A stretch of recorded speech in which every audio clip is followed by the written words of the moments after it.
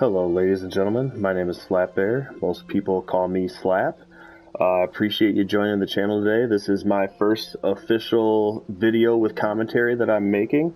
So thank you again for joining, and if you do like it, please feel free to slap that like video at the bottom there.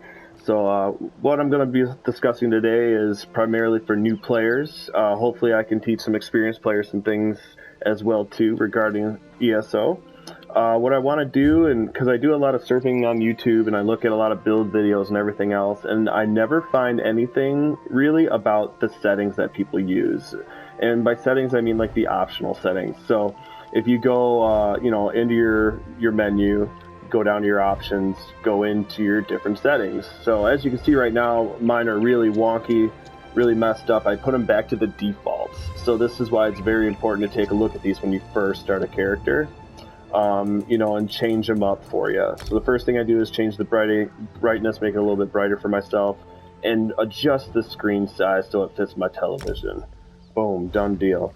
Audio settings, never mess with those, just leave them standard. Check out the gameplay here. Just so you guys know, if you, rather than pressing up and down one at a time, if you press your R2 and L2 buttons, it'll scroll through your menus a lot quicker for you. So the first thing I like to do, go down to combat, turn your custom colors on, because this is gonna show you where the enemy colors and enemy damage on the ground is, and AoE damage that you're going to want to avoid. And as you can see, standard it comes red and very, very dim. So you want to turn this brightness all the way up, and what most players do is they choose like a lighter, different color so it really pops out at them. That way you know to get out of that area or avoid that damage. Next setting, change your prevent attacking from innocence. That way you don't develop a bounty or have to pay any money because you accidentally hit somebody when you're running through a town. Next thing, I go all the way down to tutorials. If you're a brand new player, please leave this on so you can learn as much about the game as you physically can your first run up to level 50.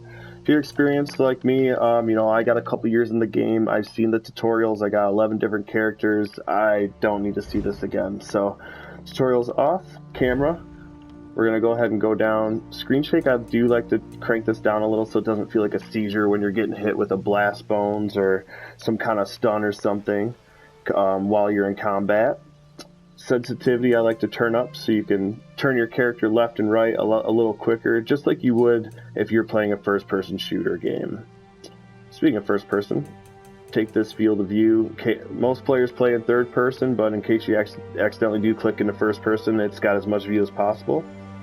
And then third-person view, this is very important. Make sure you take this all the way out. As you can see, if you put it all the way up, you don't really see a whole lot on the screen here. It's very difficult to see anything, especially attacks coming from you from other angles, so you want to take that and crank it all the way out. One thing I prefer as well is I take my horizontal offset and put it to the right a little bit, because standard, it just puts the crosshairs basically directly above your character's head. One thing I do is turn my health bar on when I get injured, so it interacts with those crosshairs. So if I take it a little bit to the right there, now when my health bar pops up, it won't interfere with my crosshairs, and I can still attack and see everything just fine. We'll keep going here. Down to interface. I never mess with these top settings. Actually, I don't mess with any of these settings. Feel free to take a look at those. Nameplates, I always crank those on. That way I can see who I'm playing with or who I'm playing against, especially in PvP areas. If you want to attack a certain somebody or avoid a certain somebody, there you go. You know who yourself is, don't need to turn that on. And let's see, most of the nameplate stuff you can just leave alone. But the health bars, you definitely want to turn these to the on position.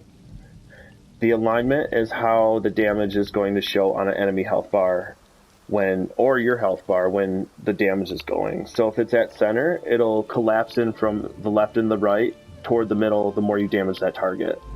If you do it like I like, click it to left, it's more your traditional. The health bar builds from left to right, so if you want to kill them, just squish the health bar all the way down toward the left. Let's see, damage indicator, frame border. This is where you want to change your self health bar to injured. That way it'll pop up when you get hurt and you know to go ahead and throw down a heal or call it out that you need some assistance from one of your team members, and that way you know where your health is at all times. Group members, you always want to show highlight targeted ones. That way if you're a healer, you can target a certain member without healing the wrong person. Friendly NPCs, I don't really mess with any of this stuff. I will mess with enemy NPCs though. I like to always see their health, and I do the same thing with targeting. So it's very important with players, especially if you're heavy into PvP like I am. You want to make sure that they're always showing their health bar, and the only one that gets highlighted is the one that you target. That way you're not hitting the wrong person with skills that cost your valuable resources. Keep going on down here. Yeah, I'd normally just leave these all the same. Feel free to mess with any of these though that you'd like. I'm trying to just be as brief and straight to the point as possible. If you go into your social, that's going to adjust your colors for your guilds and your text chat that shows in the lower right hand corner of your screen. And combat, this is super important. You always want to show your ability bar. When you have it on standard, which comes as automatic, there's no abilities at the bottom of my screen right now. You turn this bar on to always show, and that way it's always going to show your skills at the bottom bar of the screen. So if you have cooldowns or things like that, you know to repop that skill, and it gives you more information. Tribute bars, we're always going to show resource numbers. Preference, I like number and percent. Tells me exactly how much resource they have, and that way if you're going against somebody that's a tank and has 40k health, you know not to really waste your damage or your resource on that person unless you're 100% guaranteed thinking that you could kill that person. It's just good to know the exact number of health that they have. This one is super important. Combat tech. I can't believe that this would come turned off, because if you watch, I'll go and attack this guy. Oh cool, I'm doing some damage, but I have no idea how much. Go into the setting, change your combat text to on. Now when you damage somebody, you got numbers above his head showing you how much damage you do.